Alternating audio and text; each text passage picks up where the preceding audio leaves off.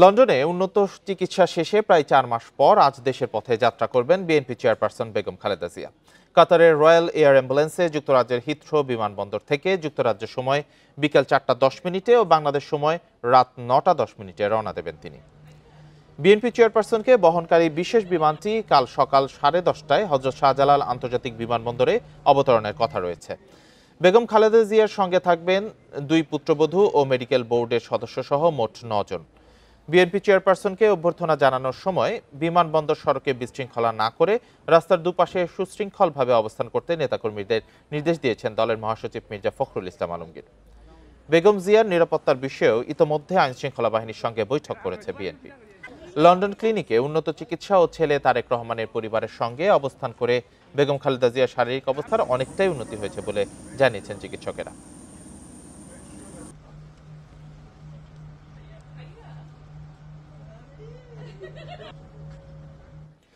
কাতার সরকারের royal air অ্যাম্বুলেন্সে মঙ্গলবার দেশে পৌঁছাবেন বিএনপি চেয়ারপারসন খালেদা জিয়া। এ নিয়ে আলোচনা করতে লন্ডন থেকে আমাদের সঙ্গে যোগ দিয়েছেন রাজনৈতিক বিশ্লেষক ব্যারিস্টার মাহবুবুর রহমান। জনাব মাহবুবুর রহমান, আপনাকে স্বাগত জানাচ্ছি ইন্ডিপেন্ডেন্ট সংবাদে।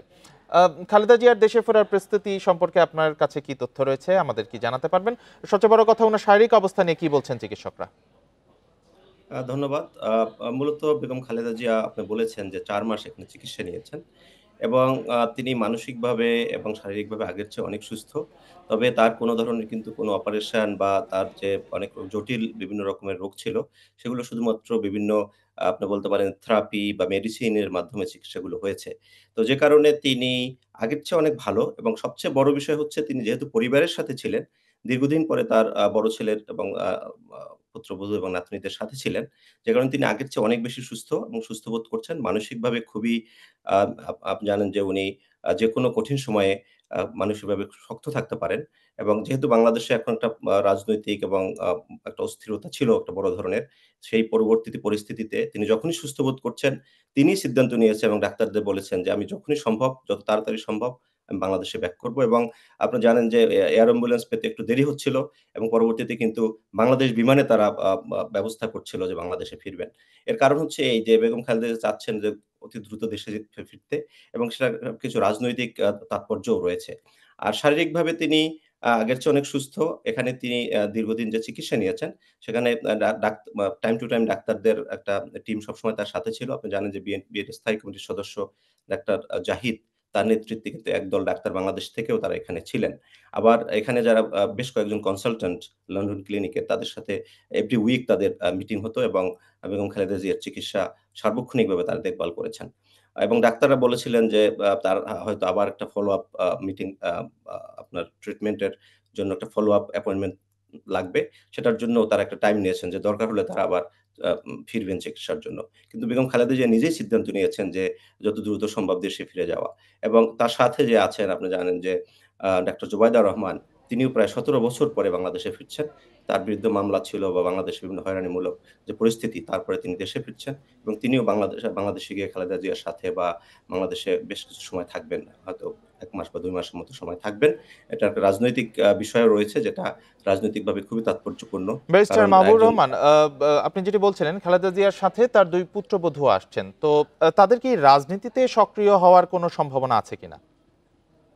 এটা সরাসরি এখন পর্যন্ত তাদের ঘোষণা নেই। কিন্তু যদি পরিস্থিতি পর্যালোচনা করা হয়, তাহলে আপনার বেগম খালেদা জিয়া তিনি হয়তো আ সব ধরনের রাজনীতি যে বড় আগে যেভাবে তিনি সক্রিয়ভাবে বিভিন্ন কর্মসূচিতে অংশ নিতেন বা সিদ্ধান্ত নিতেন, সেগুলোতে সহযোগিতা করার মধ্য দিয়ে হয়তো ডাক্তার জুবাইদা রহমান আম আস্তে রাজনীতিতে প্রবেশ করবেন বলে আশা করা হচ্ছে এবং এখান থেকে তাদের তাদের যারা রাজনৈতিক সহকর্মী তাদের কাছ থেকেও এমন বার্তা পাওয়া যাচ্ছে। কারণ হচ্ছে ডাক্তার জুবাইদা রহমান তার একটা সামাজিক এবং আপনারা জানেন যে শিক্ষাগত যে যোগ্যতা, তার একটা গ্রহণযোগ্যতা আছে। পারিবারিক যে তার গ্রহণযোগ্যতা তার পাশাপাশি তিনি একজন আম অ্যা মানে শিক্ষাগত যোগ্যতার দিক থেকে তিনি এখানে ইম্পেরিয়াল কলেজ থেকে আপনি এখানে ডিগ্রি নিয়েছেন এবং তিনি সেখানে কিন্তু বাংলাদেশ থেকে এসে এখানে যেহেতু তিনি ছিলেন আ আ আপনার বাংলাদেশে ফিরতে পারছিলেন না রাজনৈতিক কারণে। তিনি এখানে ইম্পেরিয়াল কলেজে পড়াশোনা করেছেন এবং সেখানে তিনি তার ক্লাসে ফার্স্ট হয়েছেন। তো এই যে বিষয়টি এগুলো এখানের যারা বাংলাদেশি কমিউনিটি স্পেশালি যারা পেশাজীবী মানুষ, তাদের মধ্যেও কিন্তু একটা আলাদা ধরনের অ্যাকসেপ্টেন্স তার আছে। তো তিনি যদি বেগম খালেদা জিয়ার সাথে পাশে থেকে রাজনৈতিক কিছু কর্মকাণ্ডে আস্তে, আস্তে অংশগ্রহণ করেন, হয়তো সেটা বাংলাদেশের রাজনীতিতে অথবা বিএনপির যে রাজনৈতিক যে ভবিষ্যৎ, সেখানে একটা গুরুত্বপূর্ণ অবস্থান বা গুরুত্বপূর্ণ ভূমিকা তিনি রাখতে পারেন। জি, ব্যারিস্টার মাহবুবুর রহমান, আমাদের সাথে যোগ দেওয়ার জন্য আপনাকে অসংখ্য ধন্যবাদ। এবার আর দিনের ভোট রাতে হওয়ার কোনো সুযোগ নেই বলে মন্তব্য করেছেন প্রধান নির্বাচন কমিশনার এএমএম নাসির উদ্দিন। একটি অবাধ, সুষ্ঠু, নিরপেক্ষ, সুন্দর নির্বাচন করতে নির্বাচন কমিশন প্রতিজ্ঞাবদ্ধ বলে জানিয়েছেন তিনি। সকালে ময়মনসিংহ অঞ্চলের নির্বাচন কর্মকর্তাদের সাথে মত বিনিময় সভায় এসব কথা বলেন সিইসি। ভোটার তালিকা হালনাগাদ ও ত্রয়োদশ জাতীয় সংসদ নির্বাচন উপলক্ষে সিটি কর্পোরেশনের শহীদ শাহাবুদ্দিন মিলনায়তনে এ মত বিনিময় সভা আয়োজন করা হয়। এ সময় সিইসি জানান, বর্তমান নির্বাচন কমিশন সম্পূর্ণ নিরপেক্ষ, আইন কানুন মেনে নির্বাচন পরিচালনা করা হবে বলেও জানান এএমএম নাসির উদ্দিন। দিনের ভোট রাতে হওয়ার আর সুযোগ নাই, সে ওইটা আর সে ফিরে আসবে বলে মনে করি না। অন্তত যতদিন আমরা আছি এবং একদম নিরপেক্ষভাবে কাজ করব, সে কাজ করে যাচ্ছি, কাজ করে যাব ইনশাল্লাহ। তাতে আমি কেউকে, ব্যক্তিকে খুশি করার জন্য কোনো কাজ আমরা করছি না। দেশের সবার জন্য স্বাস্থ্যসেবা নিশ্চিতে হেলথ সার্ভিস কমিশন গঠনের প্রস্তাব দিয়েছে স্বাস্থ্য বিষয়ক সংস্কার কমিশন। দুপুরে ফরেন সার্ভিস একাডেমিতে সংবাদ সম্মেলনে এই কথা জানান কমিশন প্রধান জাতীয় অধ্যাপক AK আজাদ খান। এর আগে সকালে যমুনায় প্রধান উপদেষ্টা অধ্যাপক মোহাম্মদ ইউনূসের কাছে প্রতিবেদন জমা দেয় কমিশনের প্রতিনিধি দল। এতে বিনামূল্যে প্রাথমিক স্বাস্থ্যসেবার সুপারিশ করা হয়েছে। এছাড়া বলা হয়েছে, ওষুধ কোম্পানির প্রতিনিধিরা সরাসরি হাসপাতালে চিকিৎসকদের সঙ্গে দেখা করতে পারবেন না, ইমেইলের মাধ্যমে ওষুধের কথা জানাতে হবে। সরকারি হাসপাতালে জনবল নিয়োগ, অত্যাবশ্যকীয় ওষুধের তালিকা বাড়ানো, রোগীদের বিদেশমুখিতা কমাতে নতুন হাসপাতাল নির্মাণের প্রস্তাবও করেছে কমিশন। স্বাস্থ্য খাত সংস্কারে গত বছর অধ্যাপক AK আজাদ খানকে প্রধান করে 12 সদস্যের কমিশন গঠন করা হয়। আমরা একটা স্বাস্থ্য কমিশন করার কথা বলেছি। হেলথ সার্ভিস আইন করা হচ্ছে, সমস্ত হেলথ ক্যাডার, বর্তমানে যে হেলথ ক্যাডারগুলো আছে এগুলোর ব্যাপারে কথা বলেছি। আমরা স্বাস্থ্য সুরক্ষা আইনে কথা বলেছি, ওষুধের মূল্য নির্ধারণ এবং প্রবেশ অধিকারের জন্য কথা বলেছি। অ্যালাইড হেলথ প্রফেশনাল কাউন্সিল এবং বাংলাদেশ মেডিকেল রিসার্চ কাউন্সিল আইনে কথা বলেছি আমরা। দুরারোগ্য ব্যাধির চিকিৎসায় আলোর পথ দেখাতে পারে বাংলাদেশ। বায়োটেক পদ্ধতিতে ক্যান্সারের চিকিৎসায় ওষুধ তৈরিতে অনেক দূর এগিয়ে গেছে দেশের বেসরকারি প্রতিষ্ঠানগুলো। বিশেষজ্ঞরা বলছেন, সঠিকভাবে বাজারজাত করা গেলে ব্যয়বহুল এসব ওষুধের দাম থাকবে হাতের নাগালে। ওষুধ চাহিদার প্রায় 98% পূরণ করে দেশীয় ফার্মাসিউটিক্যালসগুলো। এসব কারখানায় এখন তৈরি হয় বিশ্বমানের ওষুধ, কিন্তু সক্ষমতা থাকার পরও কিছু ক্ষেত্রে সরকারের নীতি সহায়তার অভাবে রপ্তানির দৌড়ে এখনও অনেকটা পিছিয়ে দেশের ওষুধ শিল্প।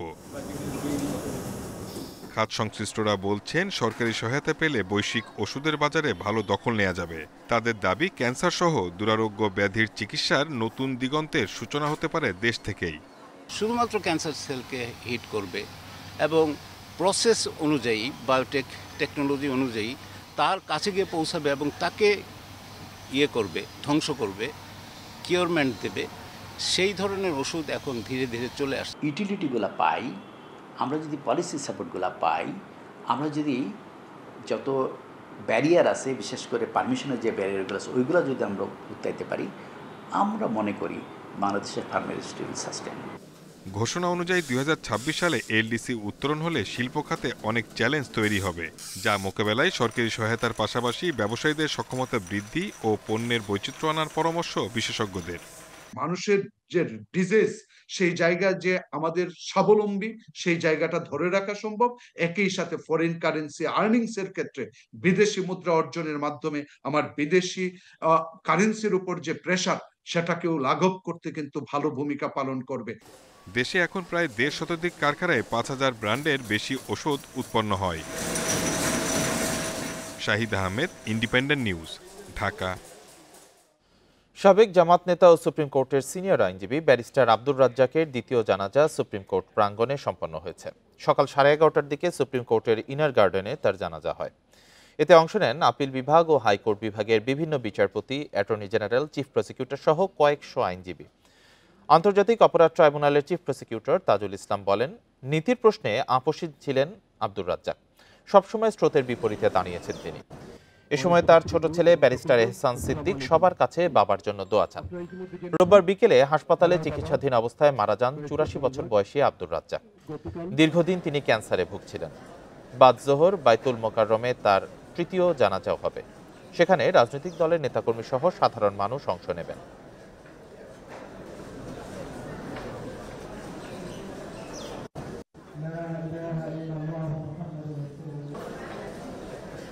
গাজীপুরে এনসিপি নেতা হাসনাত আব্দুল্লাহর উপর হামলার ঘটনায় ৫৪ জনকে আটক করা হয়েছে। রোববার রাতে নগরীর চান্দনা চৌরাস্তা সহ বিভিন্ন এলাকা থেকে তাদের আটক করা হয়। এর আগে রোববার সন্ধ্যায় চান্দনা চৌরাস্তায় এনসিপির মুখ্য সমন্বয়ক হাসনাতের গাড়িতে হামলায় তিনি আহত হন। প্রতিবাদে তাৎক্ষণিক বিক্ষোভ মিছিল করে এনসিপির স্থানীয় নেতাকর্মীরা। পুলিশ ও স্থানীয়রা জানিয়েছে, রোববার সন্ধ্যায় বাসন এলাকায় হাসনাত আব্দুল্লাহর গাড়িতে ১০ থেকে ১২ জন সন্ত্রাসী হামলা চালায়। এ সময় গাড়ির কাঁচ ভেঙে তার হাত কেটে যায়। খবর পেয়ে ঘটনাস্থলে যায় পুলিশ। সিসিটিভি ফুটেজ দেখে হামলাকারীদের ধরতে অভিযান শুরু করেছে পুলিশ। এদিকে হামলার প্রতিবাদে ঢাকা, চট্টগ্রাম, সিলেট, সুনামগঞ্জ, নারায়ণগঞ্জ সহ বিভিন্ন জেলায় বিক্ষোভ মিছিল করে এনসিপি নেতাকর্মীরা। এক প্রেস বিজ্ঞপ্তিতে এনসিপি দাবি করে, রোববার হামলার আগে সামাজিক মাধ্যমে নিষিদ্ধ সংগঠন ছাত্রলীগের কয়েকজন নেতাকর্মী হাসনাত আব্দুল্লাহকে হামলার হুমকি দেন।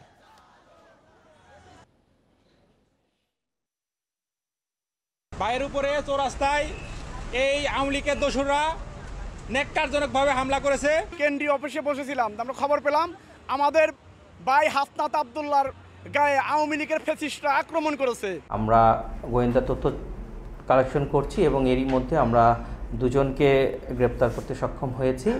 আমরা তাদের সাথে কথা বলছি এবং যাচাই বাছাই করছি এবং আরও তথ্য প্রমাণ সংগ্রহ করছি এবং এই ঘটনার সাথে যারা সম্পৃক্ত আছে তাদেরকে খুঁজে বের করার জন্য আমরা অলরাউন্ড মাঠে আছি। এবার আফতাবনগর পশুর হাটের জন্য জারি করা ঢাকা উত্তর সিটি কর্পোরেশনের ইজারা বিজ্ঞপ্তিও স্থগিত করেছে হাইকোর্ট। এ নিয়ে ২ সিটি কর্পোরেশনের ২ বিজ্ঞপ্তি স্থগিত করল হাইকোর্ট। এর ফলে এবার ঈদুল আজহায় এই হাট আর বসছে না। তবে সিটি কর্পোরেশনের বিরুদ্ধে আপিল করলে সেই আবেদনের আদেশের উপর নির্ভর করবে চূড়ান্ত সিদ্ধান্ত। আইনজীবীরা জানান, আফতাবনগর পশুর হাটটির ২ অংশ ঢাকা উত্তর ও দক্ষিণ সিটি কর্পোরেশন আলাদা ইজারা বিজ্ঞপ্তি দেয়। কিন্তু আবাসিক এলাকার ভেতরে জনভোগান্তি হওয়ায় আবেদনের প্রেক্ষিতে রোববার দক্ষিণ সিটি কর্পোরেশনের ইজারা স্থগিত করে হাইকোর্ট। একই কারণে উত্তর সিটি কর্পোরেশনের ইজারাও স্থগিত করে হাইকোর্টের একই বেঞ্চ। উত্তর সিটি কর্পোরেশন ১,৭৭,২৫,০০০ টাকার দরপত্রের আহ্বান করেছিল, আর দক্ষিণ সিটি কর্পোরেশন দরপত্র আহ্বান করে ১,৫৯,০০,০০০ টাকার। গরুর হাট বসানোর জন্য 2টা টেন্ডার নোটিশ দিয়েছিল। একটা দিয়েছে ঢাকা দক্ষিণ সিটি কর্পোরেশন, আরেকটা দিয়েছে ঢাকা উত্তর সিটি কর্পোরেশন। আজকে ঢাকা উত্তর কর্পোরেশনেরটা মহামান্য হাইকোর্টের অ্যানেক্স 4 রুল অ্যান্ড স্টে করে দিয়েছে। সুতরাং আফতাবনগরে আর কোনো গরুর হাট বসছে না। আন্তর্জাতিক অপরাধ ট্রাইব্যুনালের সাবেক প্রসিকিউটর তুরিন আফরোজের মা ও ভাইকে বাড়ি থেকে উচ্ছেদের বিষয়ে বিচারিক আদালতের স্থিত অবস্থার আদেশ বাতিল করেছে আপিল বিভাগ। একই সাথে বহাল রাখা হয়েছে হাইকোর্টের আদেশ। এর মধ্য দিয়ে প্রায় ৮ বছর পর বাড়িটিতে বসবাসের অধিকার ফিরে পেলেন তারা। সোমবার বিচারপতি জুবাইর রহমান চৌধুরীর নেতৃত্বে ৫ বিচারপতির আপিল বেঞ্চ এ আদেশ দেন। একই সাথে বাড়ি সংক্রান্ত মামলা দ্রুত নিষ্পত্তির জন্য বিচারিক আদালতকে নির্দেশ দিয়েছেন আপিল বিভাগ। আইনজীবীরা জানান, এর ফলে বাড়িটিতে তুরিন আফরোজের মা শামসুন নাহার বেগম ও ভাই শিশির আহমেদ শাহনেওয়াজের বসবাসে আর কোনো বাধা থাকছে না। ১৯ ফেব্রুয়ারি রাজধানীর উত্তরার ওই বাড়িতে তাদের বসবাস নিয়ে বিচারিক আদালতের স্থিত অবস্থার আদেশ বাতিল করে রায় দেয় হাইকোর্ট। মামলাটা প্রথমে করেছিলেন উনি নিম্ন আদালতে। নিম্ন আদালতের রায় তুরিন আফরোজের পক্ষে যায়। পরবর্তীতে সেটা হাইকোর্ট তার বিপক্ষে রায় দেন জাজমেন্টের মাধ্যমে, এবং সেই জাজমেন্টটাই সর্বোচ্চ আদালত আপিল বিভাগ বহাল রেখেছেন। আজকে নিম্ন আদালতকে বলেছে এই মামলাটা শর্ট টাইমের ভিতরে মূল মামলাটা শেষ করার জন্য। সুন্নি আলেম মাওলানা মোহাম্মদ রইসউদ্দিনকে হত্যার ঘটনায় জড়িতদের গ্রেপ্তারের দাবিতে চট্টগ্রাম ও কুমিল্লায় সড়ক অবরোধ করে বিক্ষোভ করেছে আহলে সুন্নাত ওয়াল জামাত। দুপুরে চট্টগ্রামের মুরাদপুরে সুন্নিয়া মাদ্রাসা এলাকায় পুলিশের সাথে বিক্ষোভকারীদের পাল্টাপাল্টি ধাওয়া হয়। এতে আহত হন ৩ জন, আটক করা হয় ১৬ জনকে। এর আগে সকালে বিভিন্ন সড়ক অবরোধ করে বিক্ষোভ করে আহলে সুন্নাত ওয়াল জামাত। নগরের পাশাপাশি চট্টগ্রাম কক্সবাজার মহাসড়কও অবরোধ করে তারা। তাদেরকে ছত্রভঙ্গ করতে মুরাদপুর ও বন্দর এলাকায় টিয়ার শেল নিক্ষেপ করে পুলিশ। সড়ক অবরোধের কারণে ভোগান্তিতে পড়েন সাধারণ মানুষ। এদিকে কুমিল্লাতেও সকালে ঢাকা চট্টগ্রাম মহাসড়ক অবরোধ করে বিক্ষোভ মিছিল ও সমাবেশ হয়। এ সময় মহাসড়কের 2 লেনে দীর্ঘ যানজট দেখা দেয়। এতে ভোগান্তিতে পড়েন যাত্রী ও চালকেরা।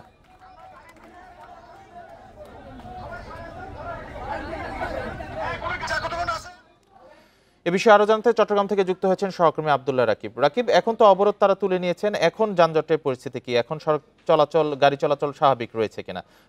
অবরোধকালীন সময়ের অবস্থা জানাবেন, সার্বিক পরিস্থিতি জানাবেন।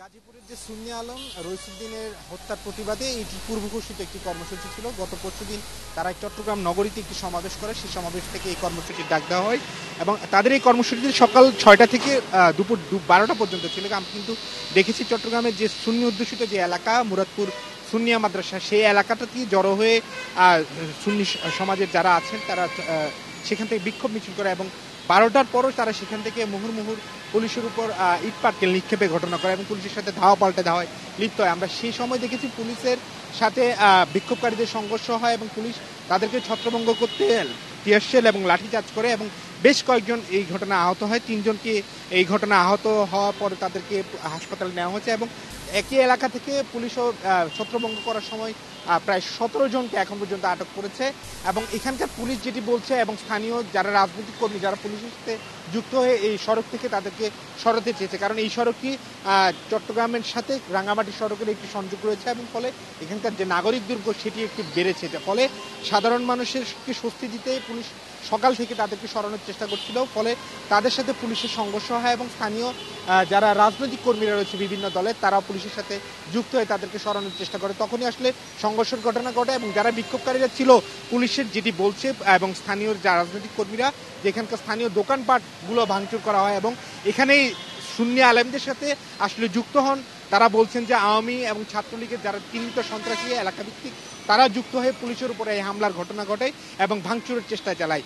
আমরা এখন দেখছি যান চলাচল স্বাভাবিক রয়েছে মুরাদপুর এলাকায়, স্বাভাবিকভাবে মানুষ যাতায়াত করতে পারছে, কিন্তু পুলিশ যে এখানকার যে সুনিয়া আলিয়া মাদ্রাসা রয়েছে সেই আলিয়া মাদ্রাসা কর্তৃপক্ষের সাথে একটি বৈঠকের আয়োজন করছে। তাদেরকে ডাকা হয়েছে, তাদের যে দাবি দেওয়া তাদের যে কর্মসূচি সেই বিষয়ে তাদের সাথে আলাপ আলোচনা করে যাতে এই বিষয়টি একটি সুষ্ঠু সমাধান হয় এবং কোনো ধরনের সড়কে যাতে প্রতিবন্ধকতা না হয়, পুলিশ সেই চেষ্টার জন্য তাদের সাথে একটি সভার আয়োজন করেছে। কিছুক্ষণ পরে হয়তো এই সভাটি অনুষ্ঠিত হবে। এখানকার যে ডিসি উত্তর রয়েছেন দক্ষিণ রয়েছেন তার কার্যালয়ে তিনি আমাদের কাছে কিছুক্ষণ আগে ব্রিফ করেছেন। তিনি বলছেন যে এখানকার জি রাকিব, আপনি তথ্য সংগ্রহ করতে থাকুন। চট্টগ্রাম থেকে জানাচ্ছিলেন সহকর্মী আব্দুল্লাহ রাকিব। বাংলাদেশ জুডিশিয়াল সার্ভিস বেতন স্কেলের আলোকে বেতন ভাতা নির্ধারণ ও স্বতন্ত্র নিয়োগ বিধি প্রণয়নের দাবিতে সারা দেশের বিচার বিভাগীয় কর্মচারীরা 2 ঘন্টা কর্মবিরতি পালন করেছেন। সকাল 10টা থেকে রংপুর জেলা দায়রা জজ ও মেট্রোপলিটন আদালত এলাকায় কর্মচারীরা মানববন্ধন ও সমাবেশ করেন। এ সময় 2 দফা দাবি তুলে ধরেন তারা। সুনামগঞ্জে কর্মবিরতি পালন করে আন্দোলনকারীরা। দাবি না মানলে আরো কঠোর কর্মসূচির ঘোষণা দেন। এদিকে নাটোরে দাবি আদায়ে বিচারিক আদালতের কক্ষে তালা ঝুলিয়ে দেন আন্দোলনকারীরা। পরে আদালত ভবনের মূল ফটকের সামনে অবস্থান নেন তারা। এছাড়া বরিশাল, টাঙ্গাইল, নেত্রকোনা, গোপালগঞ্জ, বাগেরহাট, হবিগঞ্জ, জামালপুর, নড়াইলেও কর্মবিরতি পালন করেছেন বিচার বিভাগীয় কর্মচারী অ্যাসোসিয়েশনের কর্মীরা। সামনের যেই জুডিশিয়াল সচিবালয় করা হবে, আমাদেরকে সচিবালয়ের আওতাভুক্ত করে আমাদেরকে এই জুডিশিয়াল সার্ভিসের অন্তর্ভুক্ত করতে হবে। আওতায় বেতনভুক্ত করার জন্য কর্মবিরতি আজকের 9:30 থেকে 11:30 পর্যন্ত। আমাদের ন্যায্য দাবির জন্য আমরা আজ কর্মবিরতি করছি। চট্টগ্রামে আইনজীবী সাইফুল ইসলাম আলিফ হত্যা মামলায় চিন্ময় কৃষ্ণ দাসকে গ্রেপ্তার দেখানোর আদেশ দিয়েছে আদালত। চট্টগ্রামের 6ষ্ঠ মেট্রোপলিটন ম্যাজিস্ট্রেট আদালত ভার্চুয়ালি শুনানি শেষে আদেশ দেন। রোববারে হত্যা মামলায় চিন্ময়কে গ্রেপ্তারের আবেদন করে পুলিশ। নিরাপত্তাজনিত কারণে আসামি চিন্ময়কে আদালতে সশরীরে উপস্থিত করা না হলেও ভার্চুয়ালি যুক্ত ছিলেন তিনি। এ সময় বিচারক তাকে গ্রেপ্তারের আদেশ পড়ে শোনান বলে জানান রাষ্ট্রপক্ষের আইনজীবী। বলেন, আইনজীবী আলিফের বাবার করা মামলায় হত্যার নির্দেশদাতা হিসেবে প্রধান আসামি হিসেবে চিন্ময়কে গ্রেপ্তারের আবেদন করলে আদালত গ্রেপ্তারের আদেশ দেয়। তবে শুনানির সময় চিন্ময়ের পক্ষে কোনো আইনজীবী উপস্থিত ছিলেন না। আসামি যাকে গ্রেপ্তার করা হয় তাকে সশরীরে হাজির করা হয় নাই, কারণ তার নিরাপত্তা সার্বিক পরিস্থিতি বিবেচনায় তাকে জেলারের মাধ্যমে ভার্চুয়ালি সংযুক্ত করা হয়। আপনাকে এই মামলা গ্রেপ্তার দেখানো হলো, তিনি সেটা জেনেছেন। আদালত তদন্তকারী কর্মকর্তার সেই আবেদন মঞ্জুর করেছেন। ভোলায় বাস শ্রমিক ও সিএনজি অটোরিকশা চালকদের মধ্যে সংঘর্ষের ঘটনায় অভ্যন্তরীণ রুটের বাস ও সিএনজি চলাচল বন্ধ রয়েছে। হঠাৎ যান চলাচল বন্ধ হওয়ায় ভোগান্তিতে পড়েন যাত্রীরা। বাস মালিক সমিতির যুগ্ম সাধারণ সম্পাদক মুনতাসির আলম রবিন চৌধুরী জানান, ভোলার আঞ্চলিক মহাসড়কে অবৈধভাবে সিএনজি অটোরিকশা ও থ্রি হুইলার চলছে। এসব যানবাহনের চালকরা প্রায়ই বাস শ্রমিকদের উপর হামলা চালায়। অবৈধ যান চলাচল বন্ধ না হওয়া পর্যন্ত ধর্মঘট চালিয়ে যাওয়ার হুঁশিয়ারি দেন তিনি। এদিকে অটোরিকশা হালকা যান শ্রমিক ফেডারেশন জানিয়েছে, বাস শ্রমিকরা তাদের 5টি সিএনজি আটকে রাখার প্রতিবাদে তারাও সিএনজি চলাচল বন্ধ রেখেছেন।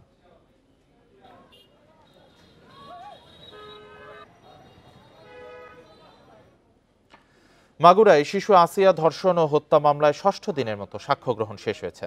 পরবর্তী সাক্ষ্য গ্রহণ আগামীকাল বেলা 11টায় জেলার নারী ও শিশু নির্যাতন দমন ট্রাইব্যুনালের বিচারক এম জাহিদ হাসানের আদালতে সাক্ষ্য নেওয়া হয়।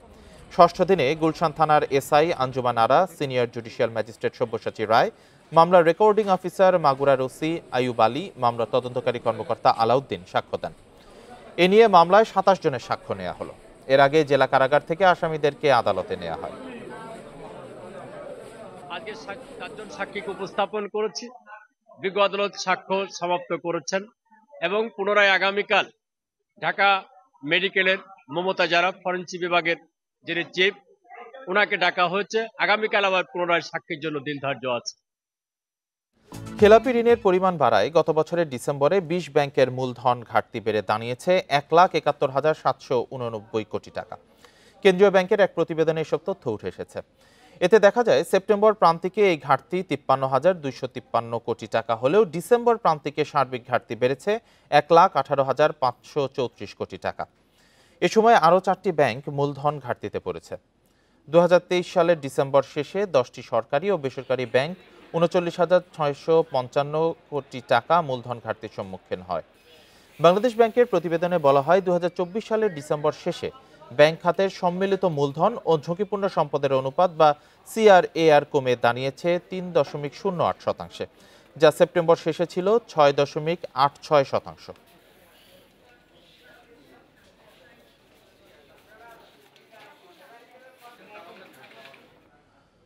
সীমান্তে বিএসএফ এর বাধার কারণে ফেনীর পরশুরামে বল্লামুখা বাঁধের সংস্কার কাজ ব্যাহত হওয়ার অভিযোগ উঠেছে। জুনে শেষ হওয়ার কথা থাকলেও এখনো অর্ধেক কাজ বাকি। বর্ষার আগেই 250 মিটার বাঁধের মেরামত শেষ না হলে আবারও বন্যার শঙ্কায় স্থানীয়রা। তবে কর্মকর্তারা বলছেন, বিজিবির পাহারায় আইন মেনে কাজ চলছে, নির্ধারিত সময়েই শেষ হবে। গত আগস্টে ফেনীর পরশুরাম সীমান্তের শূন্য রেখায় ভারতীয় অংশে বল্লামুখা বাঁধ কেটে দেয় বিএসএফ। সৃষ্টি হয় ভয়াবহ বন্যার। পানিবন্দী হয়ে পড়েন ফেনী ও আশেপাশের কয়েকটি উপজেলার লাখো মানুষ। বন্যার 6 মাস পর পানি উন্নয়ন বোর্ড বাংলাদেশ অংশে বাঁধ সংস্কার শুরু করে। তবে প্রথম দিকে বিএসএফ বাধা দিলে পরে বিজিবির হস্তক্ষেপে কাজ শুরু হয়। তাদের পাহারায় ধীরগতিতে চলছে কাজ। এখন পর্যন্ত অগ্রগতি 50%। কিছুদিন পরে বন্যা আসবে, আবার আমরা প্লাবিত হয়ে যাব। এর জন্য আমরা দ্রুত কাজ মেরামত নির্মাণ চাই। কিছু অংশ দর্শকদের ভিতরে পড়ছে আর কি, ওইখানে বিএসএফ বাধা দিছিল, যদিও পরে আমাদের বিডিআর সেটা মানে নাই, কাজ করতে বলছে। 3 দিন নাকি কাজ বন্ধ রাখবে আমাদের বিজিবি বলছে না, আমরা কাজ চলমান থাকবে, কাজ চলতেছে। আমাকে বলছে তোমরা কাজ চালাও। যৌথ নদী কমিশনের আওতায় এই বাঁধের কাজ চলছে। নির্দিষ্ট সময়ে সংস্কার শেষ করার আশা পানি উন্নয়ন বোর্ডের। কাজের কিছু অংশ নোম্যান্সল্যান্ডের মধ্যে পড়েছে, সেটা বিজিবি বিএসএফ চ্যানেলে যোগাযোগ, যৌথ নদী কমিশনের মাধ্যমে যোগাযোগের মাধ্যমে ওখানে ওই জটিলতা পরিহার করে খুব যথাসময়ে এই কাজ সম্পন্ন করা যাবে।